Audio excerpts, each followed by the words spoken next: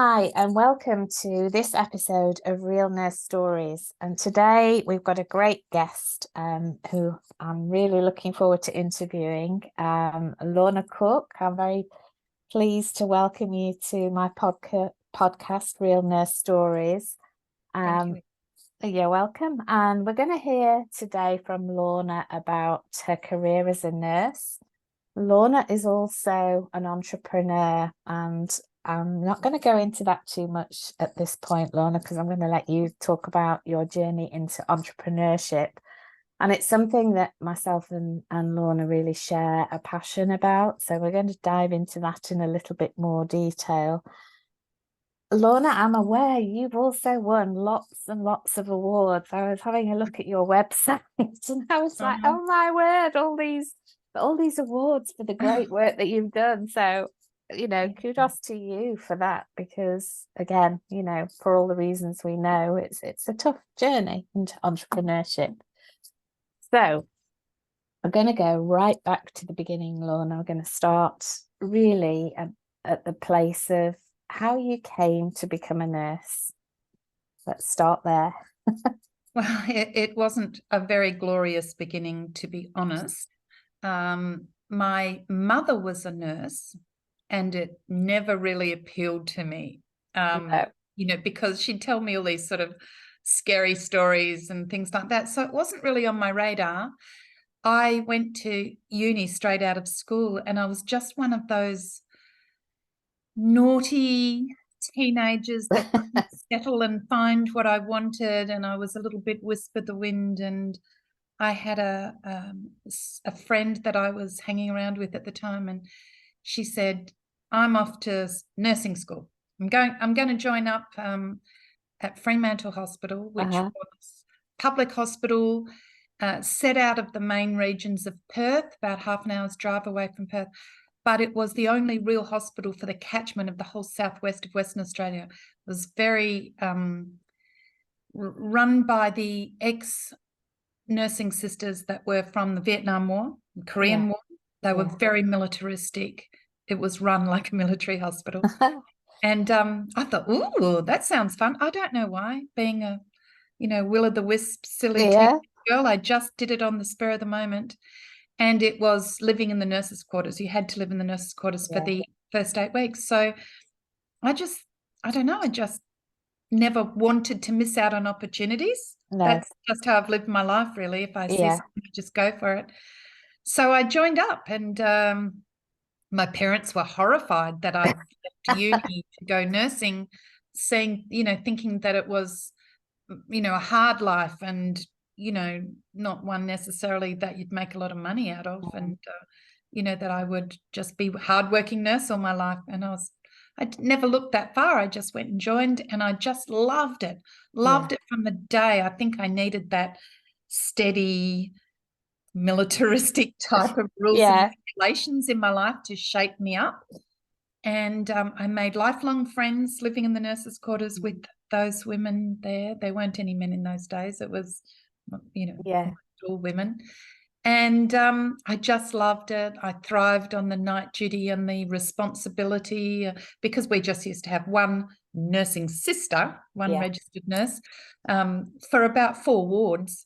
And the wards that you were on were run by a staff nurse, one that was just newly graduated, then a third-year nurse as the senior, a second-year nurse as, and so on. So, but I joined up there as an enrolled nurse because I just was just taking opportunities, but I loved it. And so when I did that, I went overseas, took my gap year, travelled around the UK, and then came back and settled down and started my general hospital-based diploma. It was then. It wasn't a university degree. So I went to a very different hospital, going from a very tough, militaristic, high acuity hospital such as Fremantle. I went to a private hospital, St. John of God's. Wow. And there were so many registered nurses. I could not believe it. They were all beautiful in their white uniforms and their little veils. I was so proud to be a St. John's nurse. There was a champagne service with a champagne budget, whereas the public hospital had been champagne service with a beer budget, I love that analogy. So I loved St. John of God's because I already had that nursing background, all the skills, Yeah. I'd seen many resuscitations. I'd worked in the emergency department, all those things. Then I went to this beautiful private hospital, so able to really consolidate customer service. Yeah.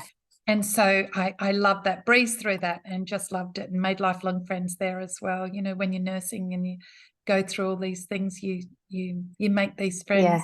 Yeah. And so towards the end of my nursing training, I got married, and I got married to a nurse, and he at that time was doing his conversion from nursing, doing a degree, and so I thought, well, that's a good idea, and I give him his credit. He encouraged me. Yeah. So I did the transfer from a hospital-based diploma to a degree. But at that stage, I had 3 children really quick come along. And by the time I'd finished working full-time, studying pretty much full-time, and those 3 little children, I wasn't getting the support I needed, and I divorced my husband. He wasn't the man I thought he would be. He didn't give me the support he promised me he would. And so I thought I was better off bringing those children up by myself. There was a lot to it, of course. Yeah. Just start a husband, but this is not about him. And so I thought after that, well, a degree is a degree. Lots of people have a degree. And if I'm going to be a single mother and bring these children up, I'm going to need more. I'm going to have to offer more. Yeah. So I signed up to do my master's degree in advanced clinical nursing. And by this time, I'd moved working to Sir Charles Gardner Hospital, which is the second biggest public hospital in Perth. And I was put on to the neurosurgical ward, and I was doing night duty, and it was pretty tough gig trying to stay awake during the day before you go to work, then send the kids to school and sleep while they were at school, and be up by the time to pick them up. It was a tough gig, and studying. And I did my my thesis on pre-admission clinic and an early discharge program. So it was a whole continuum of care, looking at the spectrum of bringing in a surgical patient. I focused on 5 main groups of patients because they were the ones who mostly had surgery. So it was common surgical things like breast lumpectomies and inguinal hernias and, cholecystectomies, things like that. So kept all that data, and then I had the university supporting me setting it up in a proper research methodology and analysing the data. And then I followed those patients, took them and selected them for home treatment, and was able to then visit them at home and check on their wounds, give them the support they needed. So it gave me quite a consolidation into customer service.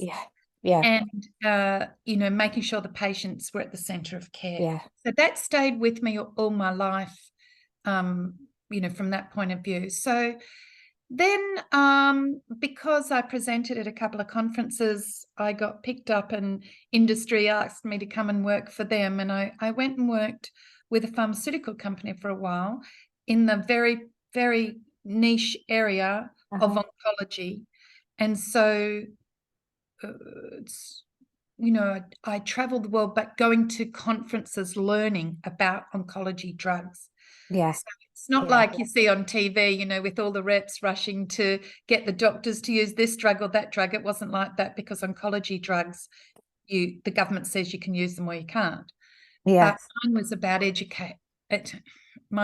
education and learning and teaching about the new drugs and the pipeline of drugs that were coming down the road. Sorry. Right.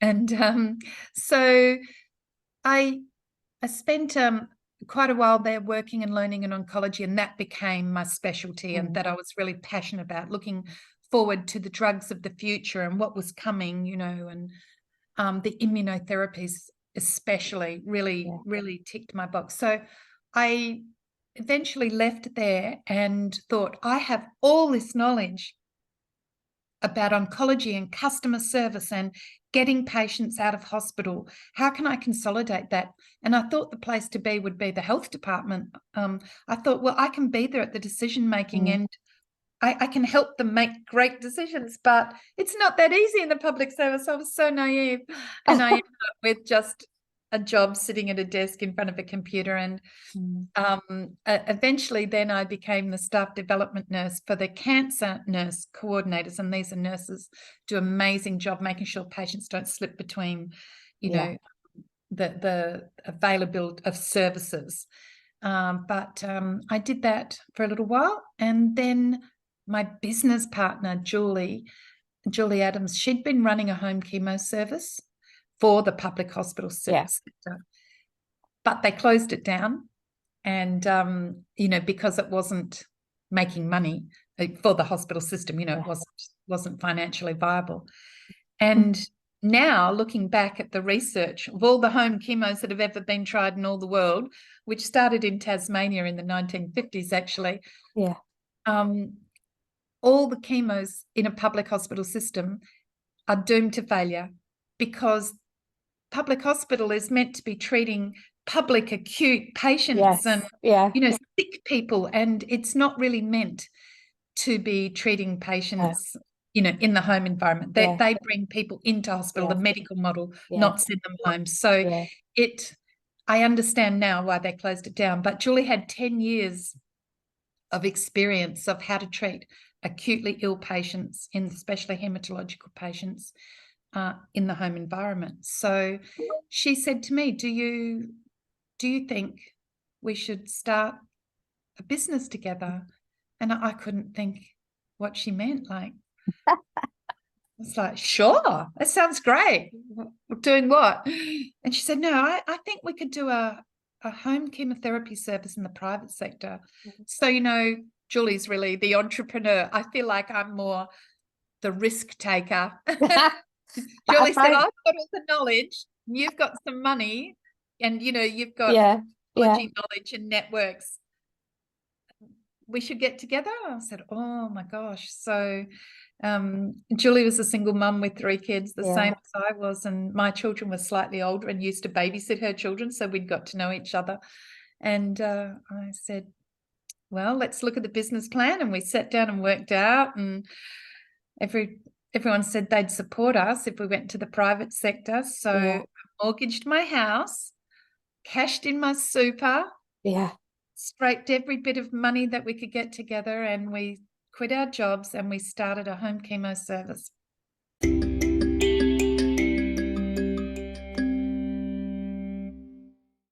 I mean, that's amazing to me, because just listening to you talking there, just that whole notion and what you were working on for your masters, that is, if we look now what's happening in healthcare, and they're starting to look at models to do exactly what you've just described.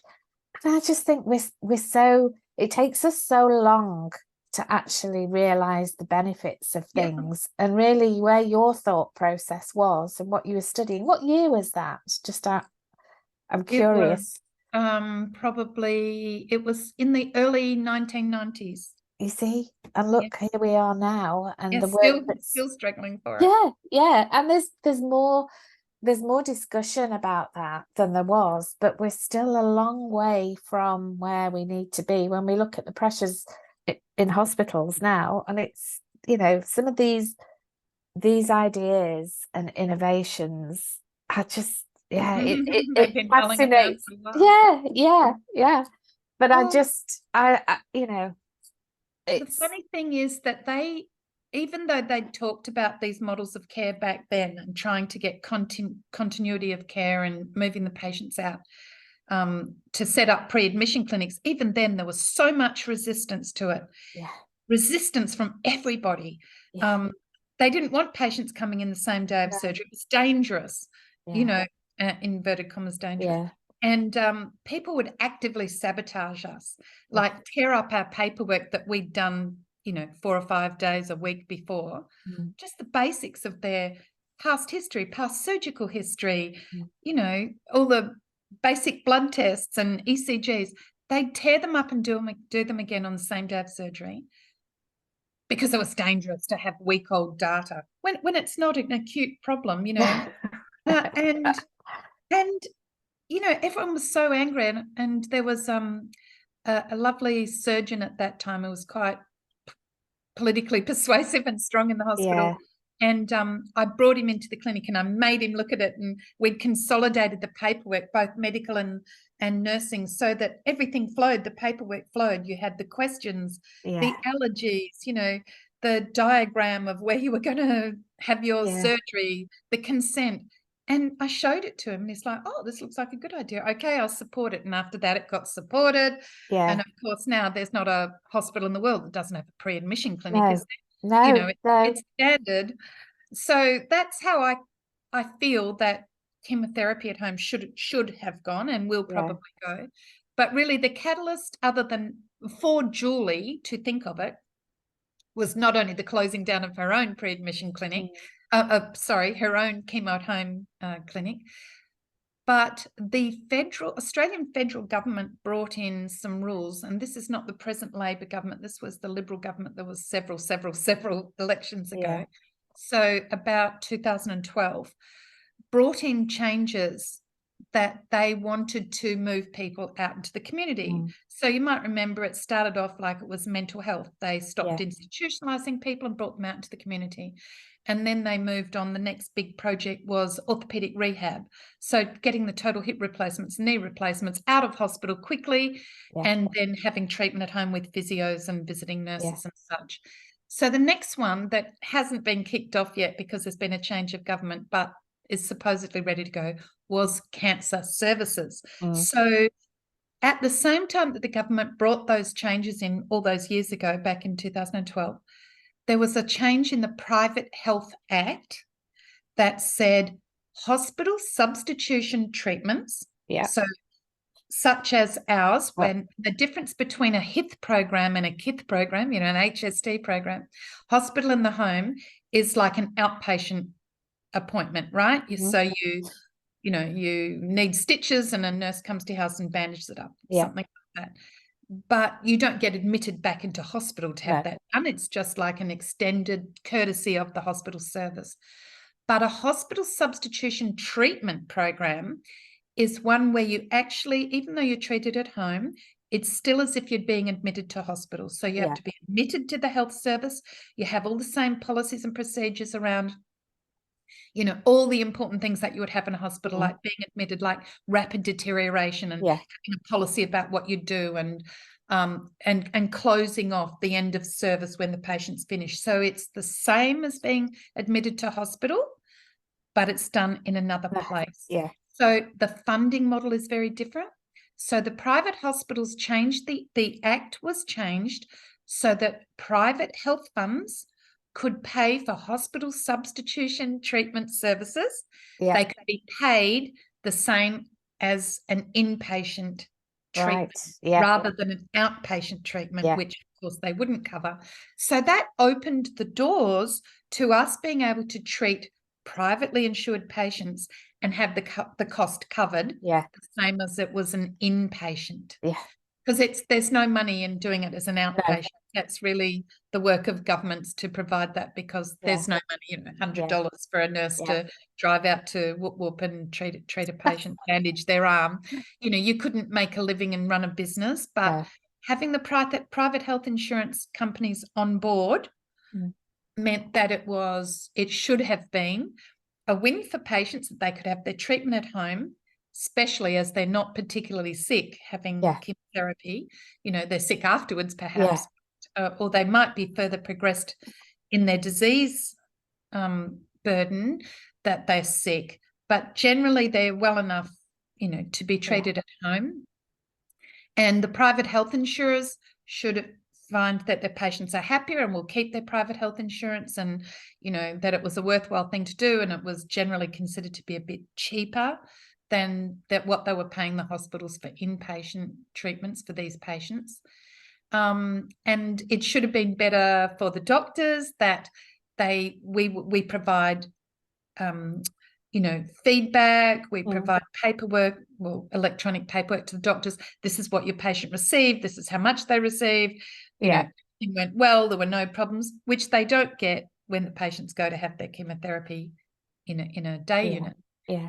So there were lots of pluses for it, but with the risk takers, with entrepreneurs, is that the same thing as a risk taker? Nothing goes smoothly. No. It's a No. roller coaster. And of course, all those people who said they'd support us found they couldn't or wouldn't support us. Mm. So as it turns out, the private hospitals didn't want their patients going to another company to be treated because they depend on bums on seats, don't they? And And sorry. I was just going to say that's such a classic example of how funding models get in the way of innovation. Because if we look at it from a patient point of view, and there's many different angles you could look at that scenario, patients prefer to have the treatment at home more often than not. It's better from an infection control point of view. It's just there's so many pluses, but our funding models get in the way of trying to deliver that. And I just think, it's such a difficult road to navigate. And as you're talking, I was just thinking back to how you described your journey into this in terms of going in to study a master's level with young children and juggling all of those things. And one of the things I wanted to ask you, Lorna, do you think that because it is a struggle, I can relate to that very similar scenario for me, studying, working full time, bringing up children, ferrying kids around, all the things you do when they're young. And it's such hard work. You've got to be so kind of dedicated, but how you manage your time as well. And I just wonder whether that, in terms of your resilience, doing that helped you to take this business and your entrepreneurship forward because you'd got through that, whether that has influenced in some way. That's a really interesting question. And I hadn't really given that much thought. Thinking now, I think you're probably right. I do think I'm quite a resilient person. My parents broke up when I was a teenager. My mother died when I was quite young.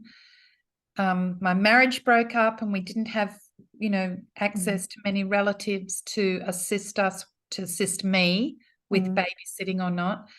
Certainly the children's father was not on the scene. I depended on friends to help me drop the kids off, pick the kids up, take them to school, get to school. Yeah. I was often late and the kids would joke they'd be left in the principal's office because I'd forgotten to pick them up or whatever. I did an MBA through all that second part there because I was like, if I'm going to learn business skills, I've got to know what I'm doing. So I did an MBA part-time. And I actually enjoyed that. And the kids were a little bit older. I was able to do night classes.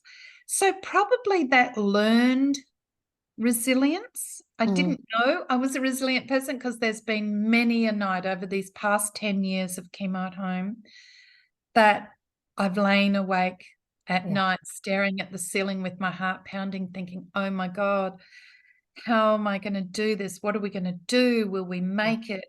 And it hasn't been easy, but I'll tell you what has made it easy is having a business partner. Yeah.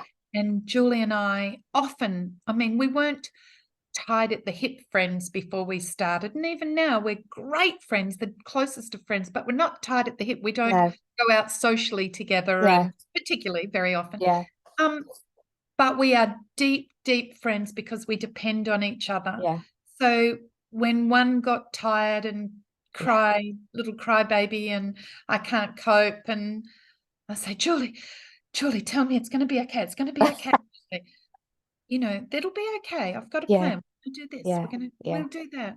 And then when Julie's had her trials and tribulations, she said to me, I'm sorry, I'm not there for you. You're doing a great job. Go on without me. Yeah. Then I broke my ankle and then I got COVID and I was off work, she stood fast, and there's never any I need you to come to work and be here with me. I'll take the reins now. Yeah. You rest a little and get your head in the right place, and vice versa. And I could not have done this without her, and I truly believe she couldn't have done it without me. We are very grateful for each other's support. But it's been a long, hard road, and everything has been tightly focused. You have to, but when we started like chemo at home, we thought it was just going to be little old Perth, and we'd hire two nurses, and we'd just do it ourselves. But then the patient demand grew. Yeah. And even though the doctors and the hospitals didn't want to support us, patients started demanding the service. So many patients are not up to arguing with their doctors and demanding, because they don't know. They've never been through this terrible journey before, and they just do what the doctors tell them to do.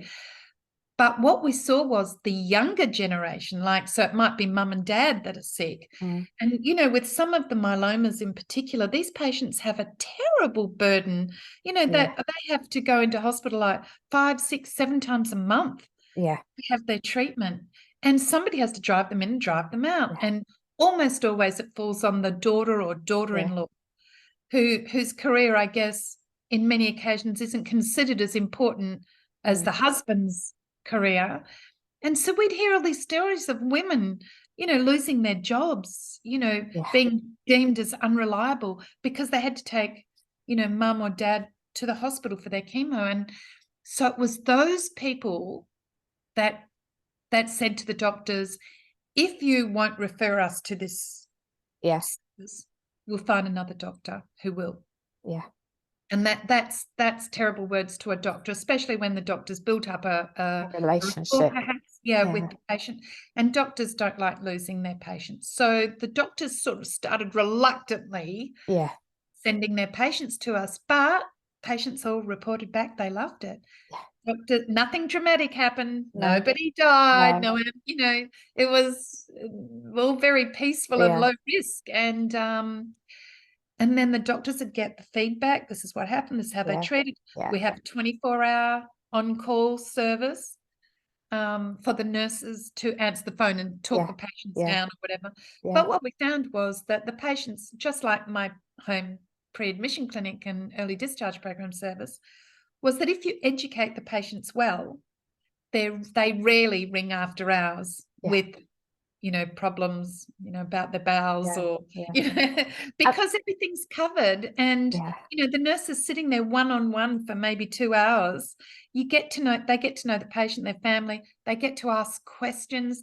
They see the environment the patient's living in. They assess whether the patient's coping or not. And often the problems are solved. So, if you're going to get a phone call after hours, it's, something the nurse it's something. They can look up their notes. Everything's electronic. They see where that patient's up to and manage it really beautifully. So the doctors started bringing their patients. And then I had a friend that I'd worked with previously. She had multiple sclerosis, and she said to me, what a pity you don't do immunotherapies, the ones for MS, because I have to go to the chemo clinic once a month with the patients that are receiving chemotherapy for cancer, and there's no parking. There's only 3 disabled bays, and they have a first come first served system. So I have to get up like 5 o'clock in the morning to get there at 6, so I get the parking bay close, especially in winter when it's raining. And I said, oh my gosh, so I spoke to Julie, who's a clinical pharmacist, and I said, Julie, if we do chemotherapy and we do immunotherapies for cancer, could we not do an immunotherapy for multiple sclerosis? And we have an expert reference group made of doctors in that field, and they came together and had a look at it and said, yeah, you could. And they came up with a protocol. And so we started doing the immunotherapies for MS. And then it started snowballing. It was the immunotherapies for Crohn's disease and ulcerative colitis. Because again, those patients who are treated long-term for years, they're essentially well, except when they're sick. And if they miss their monthly or 6-weekly or 8-weekly treatment, they're sick again. Yeah. And so they were deemed unreliable at work, and it was a misery for them. Whereas when we came on the scene, we could do them a little bit early, a little bit later on their day off, whatever. And it was regular and it was scheduled. And so we were inundated with those patients. And so then pharmaceutical companies came to us and said, look, we've got drugs that can be given at home, and they're a nuisance to be given in hospital because, there's so many of them. If the doctor authorised it in a public hospital and they have the authority, could we pay you to administer it? Yeah. So they're not influencing the doctor's choice of drugs. Yeah. But if the doctors deem those patients suitable, would you do that at home? I said, yeah, we will. There's another income source. Yeah. Patients. And quite often the same patients that we were already treating, like patients with MS or whatever, that were in the public hospital system. And so that started to grow there. And the trouble was with those contracts, they really wanted a national company. So we gritted our teeth, remortgaged our houses again, oh my word, borrowed money from friends and family, and hired nurses around the country in the hope that doctors would support us. And they didn't know us. They were Eastern States, we're West Coast. Would they support us not knowing us? And our doctors over here started talking to those doctors over there, and thankfully they did start referring their patients. So we started in Adelaide next, after Perth, then Victoria, then New South Wales, all up down the coast, then Brisbane is our last venture. And, the thing that happened next is history shows is COVID came. Yeah. And what happened then was some patients that with cancer who were being treated in a cancer clinic, a big public hospital, got COVID and died. Yeah. And so they kind of shut a lot of the clinics, closed them down, or only gave, smaller amounts of staff available to treat patients. So many patients had to wait or not be treated, or were too scared to be treated, especially if they had to catch buses or trams, and the Eastern States were closed down. How were people meant to get around? Everyone was very frightened. And so demand for our service dramatically increased. So again, we borrowed money from however we could borrow money, and we hired a whole lot of new nurses. We had to, lure them away from the vaccination clinics that they'd all quit their jobs to go and work at, and convince them to come and do a purposeful job to help cancer patients. And we have a stunning team of dedicated chemotherapy trained nurses who joined us and could see that these patients were missing out and needed to be treated. And so we increased dramatically overnight, and we were just so under the pump. Nurses were working long hours, our admin staff, we had to, because we're all electronic based, we don't have paperwork. So we had to employ nurses, train nurses, manage nurses from afar, from across Australia, from our little office, our little office. So, it was excruciatingly difficult time, and everybody pulled together amazingly. But, we're so proud to say of all the patients, and we treat about, like 1,500, 2,000 treatments a month. Nobody ever caught COVID off one of our nurses, and none of our nurses ever caught COVID off one of our patients. That's great, isn't it? Super proud of us.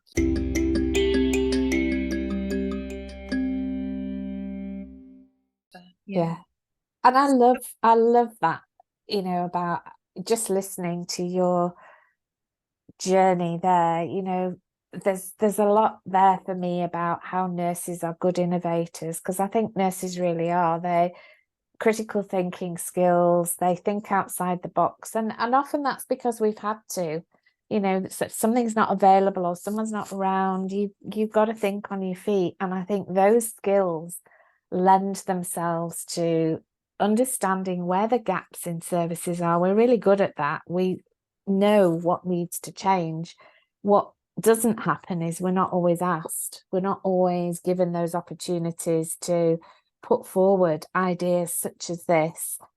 And I think, you know, it's a great example for me of, you know, determination, grit, innovation, just not taking no for an answer and challenging that perception that, you know, I find it so interesting that generational changes are driving change. So whereas older generations would literally do what the doctor said and never question, that's no longer the case. With that's changing, and patient power or customer power, whatever we want to call it, will drive changes. And that's hugely exciting because healthcare is going to have to keep up with that. Uh-huh. Quite right. It's actually been a blessing and a curse for us because managing staff from, Yeah. you know, the millennials and Gen Zs, Yes, baby yes. boomers, you know, it's a very broad spectrum of staff to manage. And we've got about 120 staff across Australia now. That's one thing. But managing patient data is another because it's very expensive to contact patients. Like every time you get a Yeah. text from your GP or your dentist or your chemo at home, you know, it says, you don't forget, you've got Yes. an appointment in 48 hours. A nurse is coming to your house. Please be there. Please be ready. Please know that we're coming. Please push Y to respond, you know. Yeah. And whereas a lot of younger people are really quick with that. Yes, Yeah. but it costs money to do that. And a lot of older people don't have mobile Yeah. phones. They don't, Yeah. you can't send them a link to do their own online admission, which would be so much cheaper and quicker Yeah. and easier because they don't remember their passwords, or they, Yeah. you know, their daughter always does that stuff for them and the daughter's not here today, or, you know, Yeah. it's so difficult to treat the different groups of the different ages of our customers. They all require something different. Young Yeah. people don't want an email link, they want a text message. Older people want a telephone call, Yeah. and people all in between. So it's been quite a job to manage electronically and Yeah. the communication strategy for various generations of people. And of course, there's exceptions in all of that. You Yeah. know, there's older Yeah. people with email, there's younger people that can't use the phone. But it costs a lot of money to do all Yeah. those things. And we're it's still just Julie and myself that own the company. We're still financially backing the company Yeah. for everything we need, like to buy cars or hire cars for the Yeah. nurses. Their costs. We can't afford to make mistakes, and we can't afford wastage. Yeah. So over the years, we've had to change our structure of the company as we've grown bigger. You know, Yeah. so you have to think of things like, do we manage everything from one central point, or do we devolve responsibility to states? Yeah. And bringing in those changes are not always easy No. because people get set in their ways. The nurses seeing the patients in their area, they know how to do things. Yeah. Nurses themselves, they might be young nurses, you know, with, you know, 4 or 5 years of experience, and they're whiz at Yeah. IT. Yeah. Where you might have sort of baby boomers like my age group that are just not quite. I mean, I'm good on a computer because I've used it all my life, Yeah. but you know, other people that have been working in a hospital all their lives, you know, might not have had access Yeah. to the computer and the different software that we use. And so we have to spend a lot of time training them up. Yeah. And so these are all expenses, and we have to always, always be trying to innovate and change to make us more efficient and to keep us ahead of competitors. Yeah.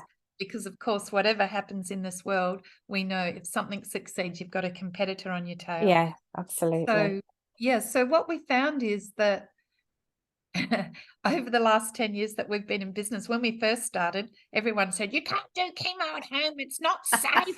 What about all the chemicals floating in the air? You know, I don't want it in my house. There's chemicals.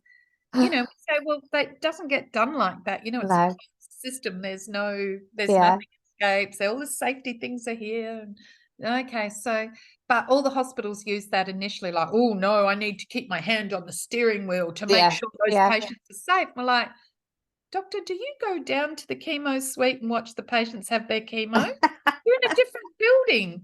You might be down south sipping wine while your patients are getting treatments. You haven't got your hand on the steering Yeah. wheel. It's Yeah. exactly the same thing. You take Yeah. responsibility by ordering the drug and overseeing the drug and trusting that our accreditation process is guaranteeing our safety and all the things that we have in place. So eventually people started saying, oh, it is a good idea. We do accept that it's a good idea, but we'll think about it. Our hospital's not ready for that sort of change. We're like, yep, okay. And then COVID came and everyone's like, quick, get them out, keep my home safer. The patients are more comfortable. They're less exposed to germs. Funny. And they're much safer, lower risk of readmission, lower risk of anxiety and lower risk of fatigue. And, like all the things we've been telling you. Yes, that's funny. That is true. And so it really picked up then. But now what we found is we're back to where we first started with all the little hospitals going, oh, yeah, chemo at home's a really good idea. I think we'll start our own chemo at home service. And it's so funny, because we'll get a call from a nurse that works in outpatients at some remote hospital, and she'll say, oh, admin have asked me to set up a home chemo service. Can you tell me what you do? I'm like, how long have you got? It's not as easy as it sounds. They go, oh, but we've got spare cars and we'll just get a nurse off the ward and give her a pump and let her go out and treat a couple of patients a day. And you're like, what are your protocols? Well, we'll just do the same protocol as we do on the ward. And you're like, but they'll end up being 4 or 5 hours long. Have you got time to do that? You'll only see one patient a day. Oh, right, a protocol. Okay. And we'll say, well, how many different protocols of patients do you want to treat? And they'll go, oh, maybe 2, maybe those patients with myeloma that need 5 or 6 or 7, it'd be good for them. And they go, how many protocols do you have? And we're like, oh, last count, I think it was 263 different protocols. So you got 2 hospitals next to each other that both want to start a home chemo service, and they're nurses, because the patients don't come from around the hospital. The patients can come from anywhere and just be referred to those doctors. So you've got nurses crossing over. It's, seeing a patient like 20 kilometers away, another one, is 20 kilometers in the other direction. You're like, you're so not efficient. You should be looking to subcontract to a big established company that's already there like us. So we let them find out how inefficient they are, and eventually they come back to us and go, yeah, maybe we should talk to you. And go, I know. It's hard. It's not easy. It's not easy at all. And that's, I used to work a long time ago now in the UK as a community nurse, and we were very fortunate to have such a good service. And I appreciate Australia's obviously very much larger and more remote areas. But, the one thing that I took away from that role was just how much difference coordination of services makes to a patient. So, that willingness to work collaboratively, to problem solve. So in that example you've just given there, everybody's running around trying to develop their own services, but actually the question should be, what have we got out there already? Who's doing this already? And how do we partner or collaborate? That's a word I don't hear very often, collaboration. And if we think about years of experience of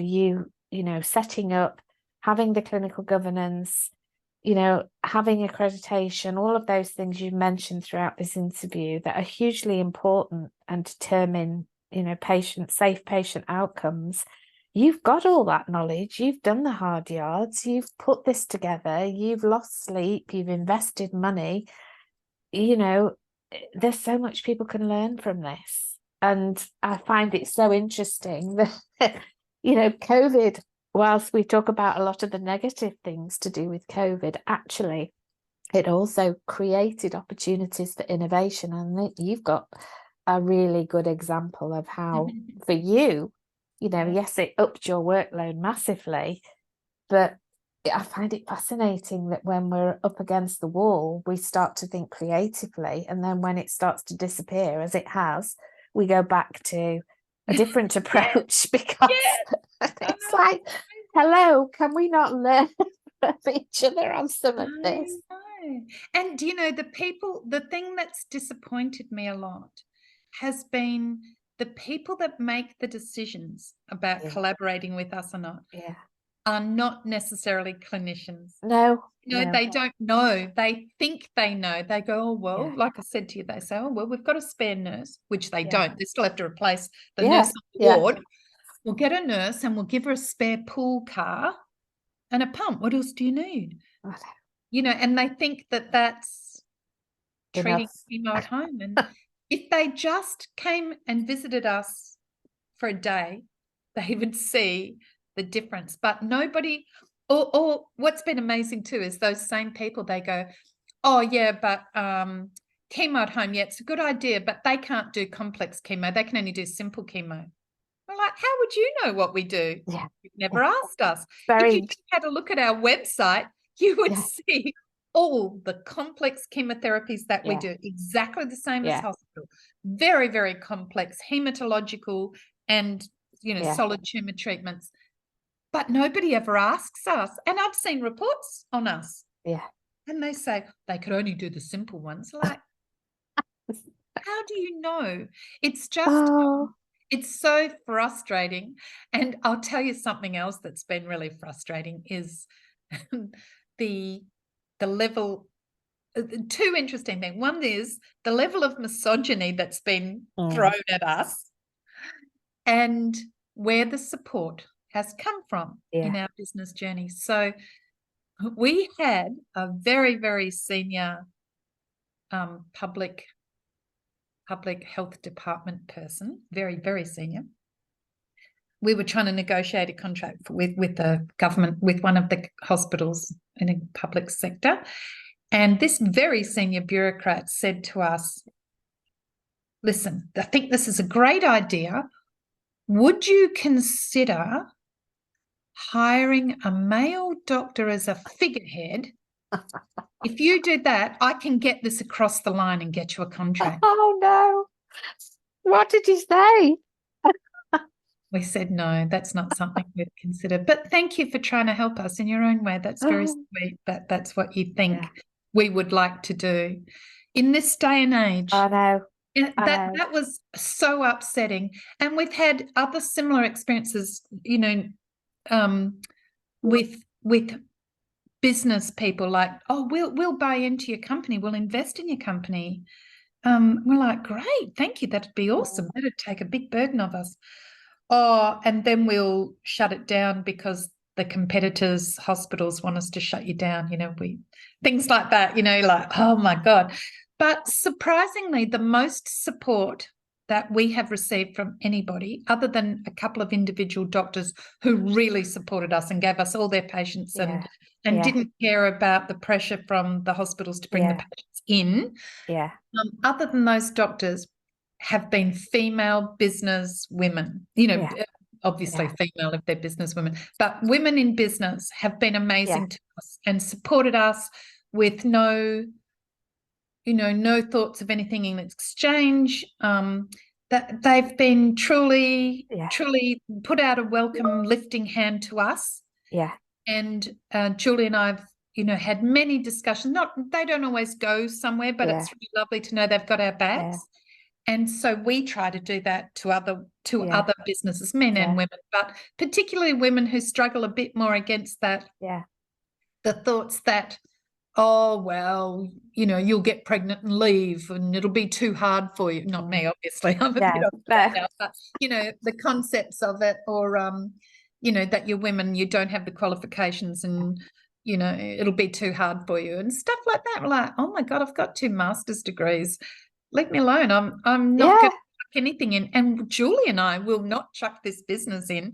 We've been at it 10 years. You can't throw the livelihoods of 120 people away. We'll never do that. So I don't know where this misogyny comes from, but we hear it quite often. And I can relate to that, also being a business owner and an entrepreneur. It's a perception, I think, it's surprising actually sometimes that there is a view, you're kind of just playing at the edges. It's not really a proper thing, Yeah, and it's a side hustle. Yes, that's the word you hear. And when are you going to go get a proper job? Well, this is a proper job, but I devote all my time and energy, and I think I also relate very much to what you say, Lorna, about, there's a very strong sense of community for women in business who have each other's back and do support. And I also, totally appreciate that, because I think when you're having difficult times and someone else has gone through that, and you can have that conversation woman to woman, it just makes such a difference. And it is sad. I find it very sad that in the modern day world we still come across these attitudes, and that there's absolutely no way, when you listen to your story and how much effort and hard work and study and determination, there's no way this was ever going to fail. Oh gosh. Gosh, there's been many a nights I thought we'd fail, in the lonely nights, worrying about, having enough money to pay the staff and, to buy the next best piece of equipment that the nurses need, and asking the nurses to make do for the time being, or, but I tell you, our staff are absolutely amazing. And I truly believe that they love the purpose. They love their interaction with their patients. And lots of the nurses that came to us over COVID said they wanted a job where they could feel like they were a nurse, and not just actually, it's funny, just what I was going to say is I had a friend who was he got pancreatic cancer, and he died relatively quickly, and I went to visit him. He was in another state, and I went to visit him before he died. And he said, "What do you do again?" And I told him what I did, and he said, "Oh, chemo nurses." And he said, "Chemo nurses, that'd be a pretty easy job, wouldn't it?" And I said, "No, why do you say that?" And he said, "Oh, all I see of them is they change bags. They change the IV bags. That's all I thought they did. They're just the bag changes." And I said to him, "No, they have to know this and that. Yeah, they have to know all the adverse events, the drugs, hundreds of drugs, and how they interchange and which one goes first." And I said, "They study for ages, and it's, a skill and an art." And he said, "Oh, I had no idea." No. And that's my nurses that came to work for me said that's what they felt like, bag changes. They didn't get a chance to do the psychosocial evaluations, the, skin integrity, how people are managing to walk and cope in their homes, and the interaction and addressing things like sexuality and the changes that occur with chemotherapy, and all those things that a real nurse wants to do. And that's so true. I have worked a lot with grads during COVID and the vaccination services, and as a nurse who trained an awful long time ago now, which makes me feel very old, I listen to them, and they come out, they're so passionate, and then they hit the hospitals, and you just see their enthusiasm just literally goes overnight, and it's heartbreaking, because they want to care, they want to do what they've been trained to do, but it's just not, they're just not coping with it, because they're not given the support, and B, I think where we are in health, as for all the reasons we know, is we're just not extending compassion to staff, I think, is how I would put it. And I think, having worked in the community and having had that huge sense of job satisfaction when you do all those things, you work with a family, you have opportunities, you have time, it's such a rewarding job. It really, really is. And people don't always understand other roles. I had people say that to me, what is it you do again? And it's always an opportunity to educate people. I think that's also part of our mission in life, is to help people see the value of the work that you do. Oh, sorry, go on. No, you go. I was going to say that that's from the nurse's point of view, their satisfaction. For those of you listening, perhaps who don't know what an NPS score is, it's a score, a net provider score, which is given around the world as a benchmark. And there's only 3 questions that you ask, and it's like, how satisfied are you with this service that you receive? Would you have it again, and would you recommend it to a friend? And they use this in, health and banking and all over the place. Quite often you're on the phone to the bank and they'll say, can you just stop and three quick questions. It's a net provider score, and it ranges from positive 100 to negative 100. And as a benchmark, most hospitals, if they're good hospitals, score positive 50 to 60, maybe up to 70. We've been doing net provider score questionnaires on our patients since we started, and it's never been below about 93. Wow. 93 to 98. It varies depending. Like during COVID, when we couldn't answer the phones quick enough and patients were like, it dropped a little bit because patients were annoyed that they were waiting on the phone too long, or we couldn't get to them till the day after tomorrow, whatever like that. But never lower than the 90s, which is that's amazing. Unheard of. And so I think that shows the opposite of what we were just, or not the opposite, but the flip side of the patients enjoying being with the patients. And the patients enjoying what was the traditional way of nursing, wasn't it? Going to the patient's home and treating them, and the healer coming to the patient rather than the medical model, which demands the patients go to the hospital. Lorna, I've got 2 final questions for you, and we could talk for hours. I just know we've got so many things. We might have to do a part 2 another time. But one of the things I want to ask you is, what's your vision for the next 10 years? Definitely we have a vision for the company. We'd really love to get investors now. Now is the time that Julie and I would like to take on investors. And we have been looking for a long time, but we want good partners. We want people with the same cultural vision of us. We don't just want to be absorbed into a big hospital and just be bolted onto the side. So we're very careful with our partners, and we're currently looking for investors. Our vision has always been the same, is that we want to make having your chemo at home the norm. And only the outliers going to hospital, people that really need to be in hospital, that are really sick, people who are essentially well, especially with immunotherapies, they're well for years and years and years and years, and cancer becomes like a chronic disease. These patients are still well and working. They don't want to go into hospital, and we don't want them to go to hospital. So our vision is that chemotherapy will become a norm. And my legacy, Julie's legacy, is that one day our grandchildren look back and go, what, did people used to go to hospital? Just like pre-admission clinics. What? Did people used to have to go to hospital 3 days beforehand to be prepared for a gallbladder operation? It's a thing of the past. That's what we want. So our vision is to get investors so that we can massively grow, because we're just bootstrapping and growing little organically. We want to be able to flood the countryside with nurses that are well trained in good cars with great equipment, and we can't do that alone. It'll take too long. So that's our main vision. I've been restructuring at the moment. So Julie's working on strategy and investment. That's her part of the company now, and I've kind of taken over as the CEO and managing. So Julie's on the company and I'm in the company.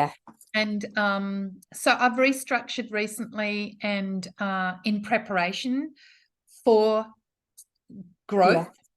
And the nurses are amazing, and I try and teach them all business skills and bring them in and be really transparent. And I would love to have a modern, large company where nurses can be really rewarded for their special skills, and I can treat them beautifully, and we can have a great company and keep our culture that I really love, and I hope they love too. I believe they do. So that's the vision at the moment. You've got a fantastic model, Lorna, for your vision. You really have, and I sincerely hope that people listening to this will lead to investment for you, because intuitively this is where we need to be going. We know that, nurses know that.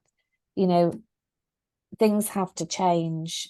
What we've always done is not working. We are losing nurses hand over fist, walking out, had enough. And I think I always say to people, don't throw the baby out with the bathwater. There are lots of opportunities in nursing. And I think my last question to you would be, You know, as a nurse, if you're listening to this and you are inspired by that whole entrepreneurial spirit, what advice would you give to a nurse who's got a burning passion to do something not similar in terms of the service, but to set up their own business? Yeah. Do you know what? I think the main thing to do is to just have the idea, mull it around in your head, and ask for help.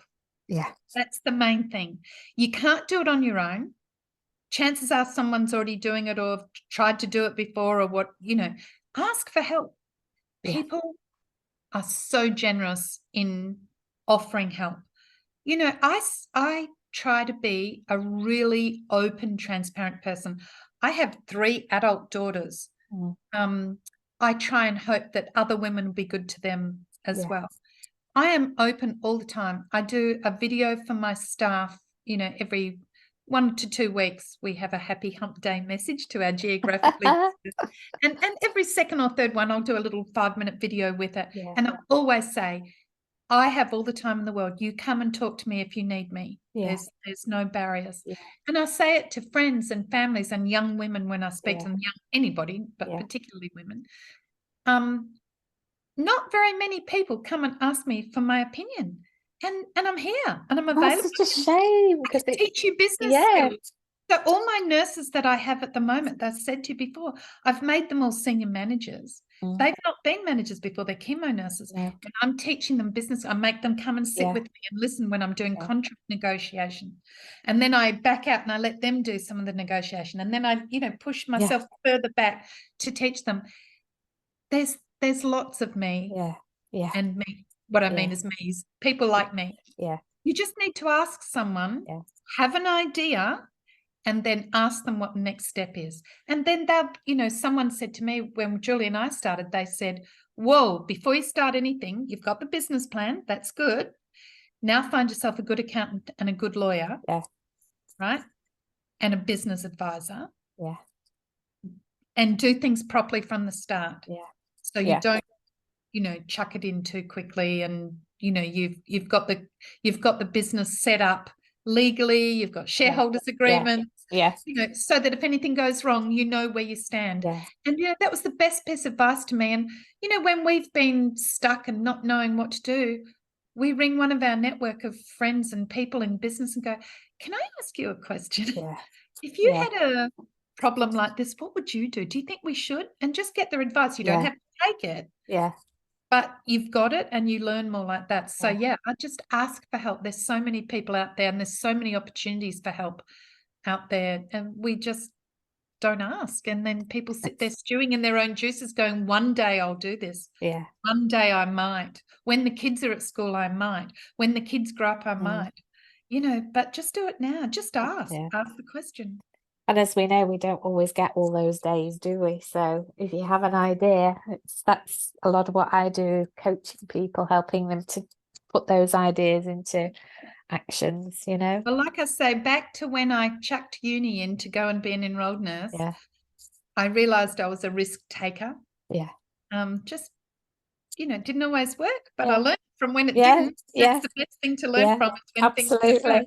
I've had a wonderful life as a nurse and I love, even though I work in administration running a business, I still consider myself a nurse.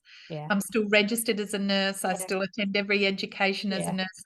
I seek education and knowledge everything I can, every podcast I can, every webinar, every educate. There's so many, they're all free. They are. There's so much. There's nothing to teach you or nothing you can learn from. I would just like, Lorna, to give you the opportunity. I have had a look at your website and it's impressive, I have to say. But I would like you to be able to just connect with people listening. So if people want to know more about you, or if you're a nurse and you're interested in working with Lorna, just kind of give you that opportunity to say how people can find you. Well, our company is actually called View Health, Chemo at Home. So View Health is like our hospital. It's like our mothership. And we have Chemo at Home is one of our wards. We have several wards, but that's the main one that we're known as, Chemo at Home. Our website is Chemo at Home. Excuse me, chemoathome.com.au. We, as I said, do over 250 different types of protocols. If you know someone that you think could benefit, you can look up our website. You can ring our staff. It's 1300 Chemo, 1300 Home Chemo. And, the nurses can talk you through it. There's almost nothing that can't be done at home. All the immunotherapies, all the chemotherapies right around Australia. We have patients that travel. We do their first treatment in Perth, their next treatment in Melbourne, their next treatment in Brisbane. We're open to discussion. Come and talk to us if you're a nurse that'd like a job, if you're a doctor thinking about sending your patients to us. We have all the governance and accreditation and insurances. We've been doing it for 10 years. You can trust us. And thank you for taking an interest. Please spread the word and tell people about us, and let's get rid of those old-fashioned hospital ideas and move on to Thank you so much, Lorna. I have really enjoyed chatting with you for this episode of the podcast. I think there's so much more we could have covered, but it's just, it's been great. So thank you for your Eva. time. I really, really have enjoyed hearing about your career and all the great work that you do. Thank you so much. Back at you. Talk again soon.